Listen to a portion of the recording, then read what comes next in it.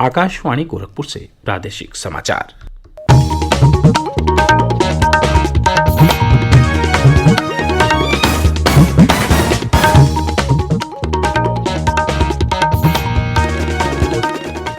नमस्कार।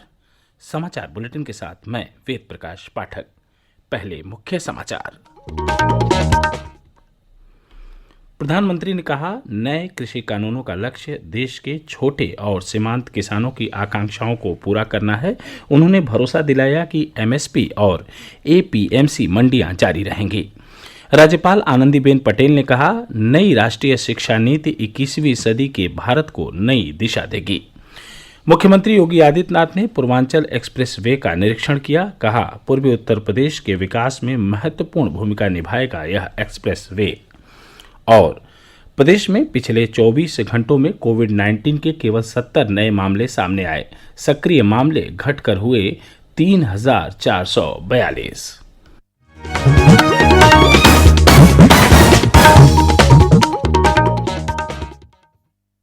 अब समाचार विस्तार से। प्रधानमंत्री नरेंद्र मोदी ने कहा है कि नए कृषि कानून देश में छोटे और सीमांत किसानों के लिए विकास के नए द्वार खोलेंगे। राष्ट्रपति के अभिभाषण पर धन्यवाद प्रस्ताव पर हुई चर्चा का कल राज्यसभा में जवाब देते हुए उन्होंने कहा कि कृषि कानूनों का लक्ष्य 12 करोड़ से अधिक लघु और सीमांत किसानों की आकांक्षाओं को पूरा करना है। केंद्र सरकार द्वारा लागू किए गए कई सुधारों और योजनाओं का उल्लेख करते हुए प्रधानमंत्री ने कहा कि एनडीए सरकार गरीबों और किसानों को सशक्त बनाने के लिए प्रतिबद्ध है। उन्होंने कहा कि केंद्र सरकार ने 2014 में फसल बीमा योजना के दायरे को बढ़ाया, जिसके तहत छोटे किसानों को 90,000 करोड़ रुपए दिए गए। हमने फसल बीमा योजना का दायरा बढ़ा दिया ताकि छोटा किसान भी उसका फायदा ले सके और बहुत मामूली रकम से ये काम शुरू किया और पिछले 4-5 साल में फसल बीमा योजना के तहत 90,000 करोड़ रुपए उसके क्लेम किसानों को मिले। उन्होंने यह भी कहा कि लगभग 1,15,000 करोड़ रुपए देश में किसानों के खातों में सीधे प्रधानमंत्री किसान योजना के तहत हस्तांतरित किए गए हैं। हम एक योजना ले आए, प्रधानमंत्री सम्मान निधि योजना, सीधे किसान के खाते में, और ये गरीब किसान को जिसके पास कभी इस प्रकार की मदद नहीं पहुंची। 10 करोड़ ऐसे परिवार हैं जिनको इसका लाभ मिल गया। और अगर बंगाल में राजनीति आड़े न आती तो बंगाल के किसान भी अगर जुड़ गए होते तो ये आंकड़ा उससे भी ज्यादा होता। और अब तक 1,15,000 करोड़ रुपया इन किसानों के खाते में गया। श्री मोदी ने कहा कि किसानों की बड़े और अधिक लाभदायक बाजारों तक पहुंच बनाने में मदद करने के लिए सरकार द्वारा किसान रेल और किसान उड़ान योजना शुरू की गई है। नए कृषि कानूनों को वापस लेने की विपक्ष की मांग पर प्रधानमंत्री ने जोर देकर कहा कि रुकावटों से विकास हासिल करने में कभी भी मदद नहीं मिलती। उन्होंने कहा कि पूरी चर्चा के दौरान किसी विपक्षी सदस्य ने किसानों के आंदोलन के कारण का उल्लेख नहीं किया। श्री मोदी ने कहा कि एनडीए सरकार ही नहीं बल्कि पहले की सरकारों ने भी समय समय पर कृषि क्षेत्र में सुधारों के प्रयास किए हैं।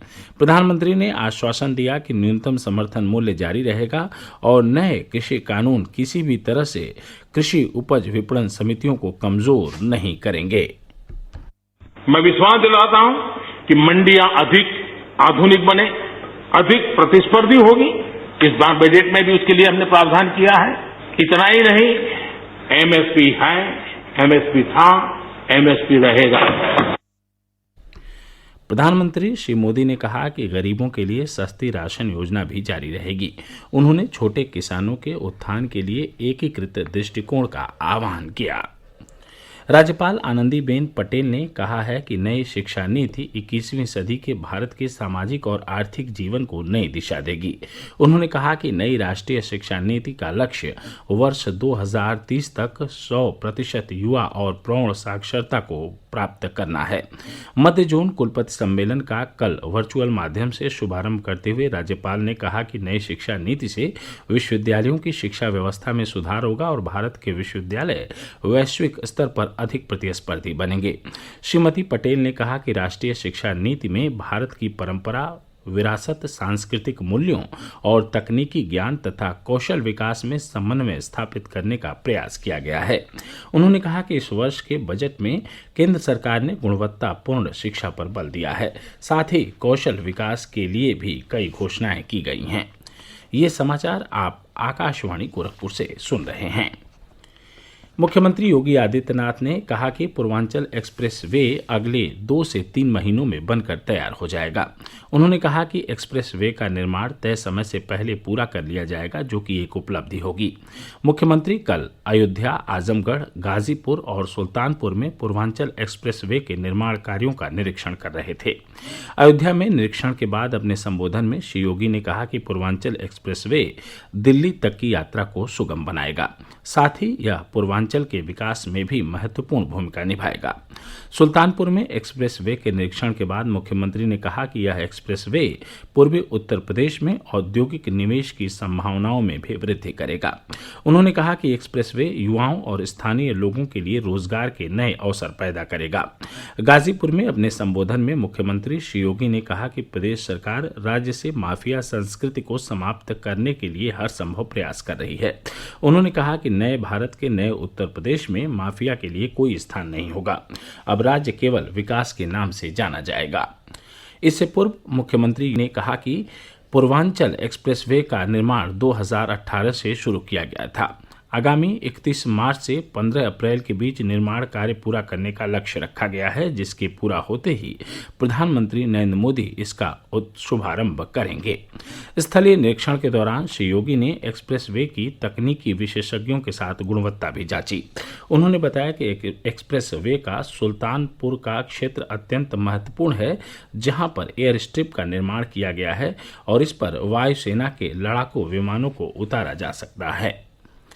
प्रदेश सरकार ने कहा है कि उत्तराखंड के चमोली में हुई आपदा में प्रदेश के लापता व्यक्तियों की खोज और बचाव के लिए लखनऊ स्थित राहत आयुक्त कार्यालय में राज्य स्तरीय नियंत्रण कक्ष स्थापित किया गया है। यह कक्ष दिन रात कार्य कर रहा है। परिजन लापता व्यक्तियों का विवरण राहत हेल्पलाइन 1070 तथा व्हाट्सएप नंबर 9454441036 पर दर्ज करा सकते हैं। केंद्रीय वित्त मंत्री निर्मला सीतारमन ने प्रस्ताव दिया है कि न्यूनतम मजदूरी सभी श्रेणी के श्रमिकों के लिए लागू होगी और उन्हें कर्मचारी राज्य बीमा निगम के अंतर्गत लाया जाएगा। 1 फरवरी को संसद में अपने बजट भाषण में श्रीमती सीतारमन ने कहा कि सरकार एक पोर्टल के माध्यम से गैर संगठित क्षेत्र के श्रमिकों, विशेष रूप से प्रवासी श्रमिकों के बारे में उचित जानकारी इकट्ठा करेगी। उन्होंने कहा कि इन डेटा की मदद से मजदूरों के स्वास्थ्य, आवास, कौशल, जीवन बीमा और खाद्यान्न से जुड़ी योजनाएं बनाई जा सकेंगी। वित्त मंत्री ने कहा कि प्रवासी श्रमिकों के परिवारों को एक राष्ट्र एक राशन कार्ड के अंतर्गत राशन लेने की भी अनुमति होगी। प्रदेश में पिछले 24 घंटों में कोविड संक्रमण के केवल 70 नए मामले सामने आए हैं। राज्य में 8 महीनों के बाद एक दिन में संक्रमण की संख्या 100 से नीचे दर्ज की गई। प्रदेश में कोविड के सक्रिय मामलों की संख्या घटकर 3,442 रह गई है। रविवार को प्रदेश में 1,02,874 नमूनों की जांच की गई। राज्य में अब तक 2,87,96,000 से अधिक कोरोना नमूनों की जांच की जा चुकी है। इस बीच प्रदेश में अब तक लगभग 7.25 लाख लोगों को कोविड का टीका लगाया जा चुका है। इस समय अग्रिम पंक्ति के कर्मियों का टीकाकरण किया जा रहा है। राज्य में प्रत्येक गुरुवार और शुक्रवार को कोविड के टीके लगाए जा रहे हैं।